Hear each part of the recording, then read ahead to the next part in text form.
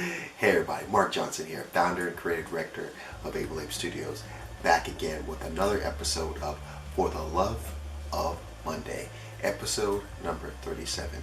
Yes, I hope everyone is off to a positive and productive week. Time just keeps marching on, and looks like at the end of this week we got the holiday of St. Patrick's Day. For myself to kind of get some things out of the way, get some projects pushed along, and be able to enjoy my St. Patrick's Day with a nice little celebration. In today's post, I'm again going to the well of BehindTheHustle.com website to review another article. Today's article is entitled Habits of Strategic Thinkers. I chose this article for the reason that, I think for myself, I'd like to be a little more strategic in my thinking, be able to, see a little further down the road for myself and the goals and the projects that I want to be able to complete for myself. So let's get started. So the number one habit of strategic thinkers is that they anticipate. For many of us, we usually just kind of focus on the next step in the project or the next step, in pursuing our goals. And this can leave us vulnerable. It can leave us, blindsided by something that's maybe 1, 2, 3 steps down the road that we didn't anticipate or we didn't think could possibly happen.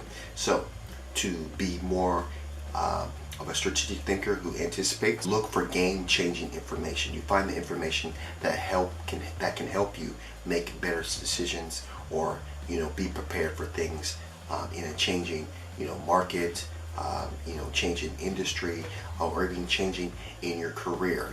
Things that may be changing within your career as well. They search beyond current boundaries. Again, this can be within your industry, what your career goals is, what it is that you're trying to create within your goals. You want to be able to search beyond that. So people who are maybe doing the same thing that you are, or people who are also in other industries, that could be more innovative, give you a little ability to kind of think outside the box, as they say, and give you also the opportunity to be able to see beyond just that first step. They also build wide networks that can help them, give you better information, a wider view of things that you can look forward to. Again, trends, things like that, innovation, that it gives you an opportunity to network or get information from people who have a different perspective than you.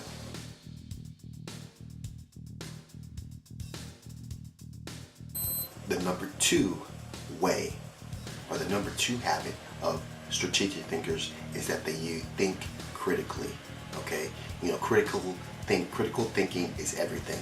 And to force yourself to start thinking critically, you need to reframe problems and get to the root causes. So in a sense, you want to be able to, if you're faced with a situation, just to kind of look at it in a different way, and get to the problem, get to the real root of the problem, to kind of be able to diagnose what's really going on. They definitely challenge their own mindsets and beliefs, because that way it puts you outside the box. It gives you an opportunity to see things in a different way, and also not to be so rigid.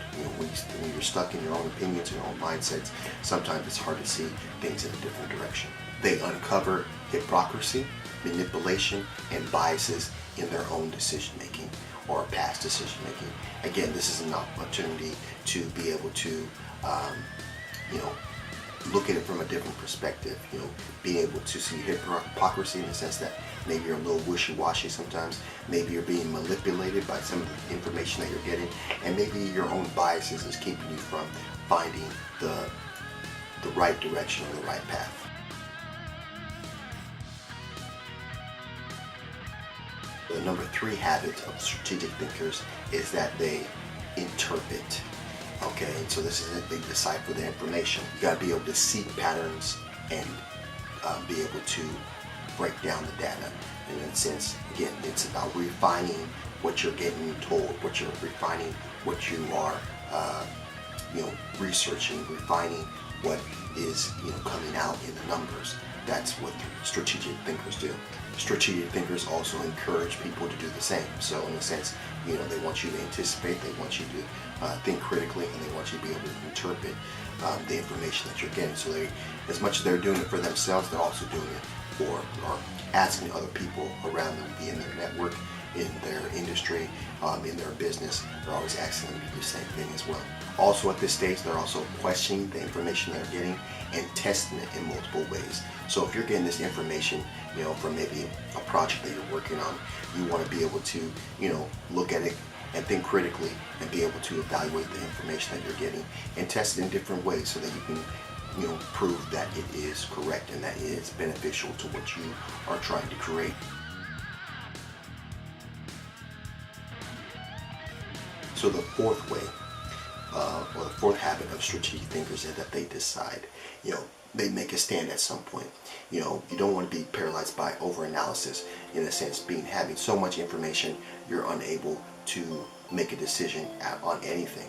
So the thing that you want to be able to do is carefully make a decision that gets to the crux of the matter, gets to the point. You don't want to make a decision just off whim or just off of maybe a little bit of influence from someone else. You want to make a decision that gets to the point. You want to make a decision in a timely manner. You want to make a decision where you're not feeling like rigid, in the sense like you're not necessarily open to what the information is telling you. In a sense, again, you don't want to be paralyzed by overanalysis and not make a decision at all. And lastly, you want to be able to make a decision and go with it, whatever information that you're able to have, that you're able to gather. Just make that decision and be strong with it and be confident in the decision that you're making.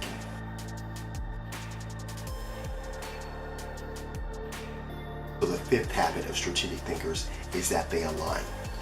It's rare that everyone in the group will agree on the same thing.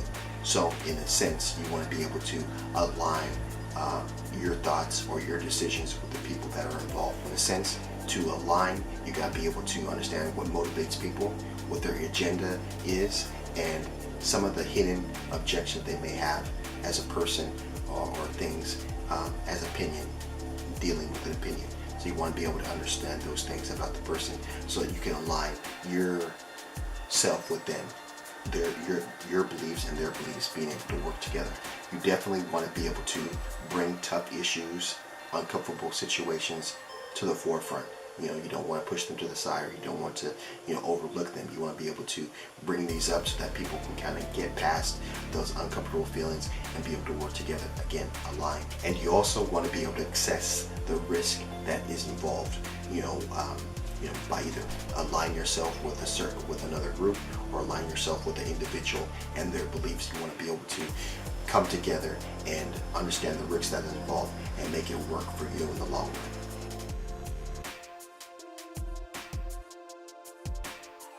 The sixth and final habit of strategic thinkers is that they learn. I think that is, in most cases, learning from mistakes is the greatest way to learn. You learn from successes as well, but in most cases you're going to learn more from the failures or the setbacks than you would learn from the successes. And the way you do that is by giving honest feedback, or requesting honest feedback. You want to be able to shift quickly when you see you're off track. In a sense, you're seeing the plans for the project to go a certain way, certain things are supposed to happen, and you start to notice that you're going off track. You want to be able to shift quickly and get back on track. Cut out the things that are taking, either taking up too much time or just taking in a different direction that you want to be able to go. So be able to shift quickly. And then you also want to be able to celebrate the successes as much as the failures, and even in a sense be able to, in a well-manneredly understand the failures or the situations that were setbacks, and be able to learn from them.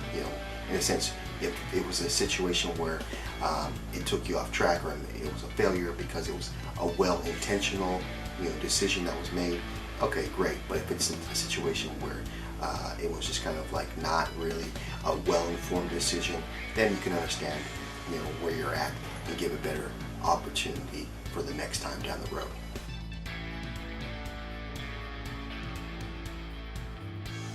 So there you have it. Those are the 6 habits of strategic thinkers. Hopefully it's been helpful to you. I know it's been helpful to me, be able to kind of, get this information for myself and be able to share it to you in the YouTube land. So if you like this video, definitely give it a thumbs up. If you like what I'm doing on the channel, definitely subscribe. And if you want to share with me which of these points were good information for you, or something you may not have thought of, or maybe something that you could use down the road, definitely leave that in the comment box below. I'd love to start a conversation and kind of hear the feedback from you guys out there. So, like we always do at this time, have a blessed day. See you on the flip side. Let's go.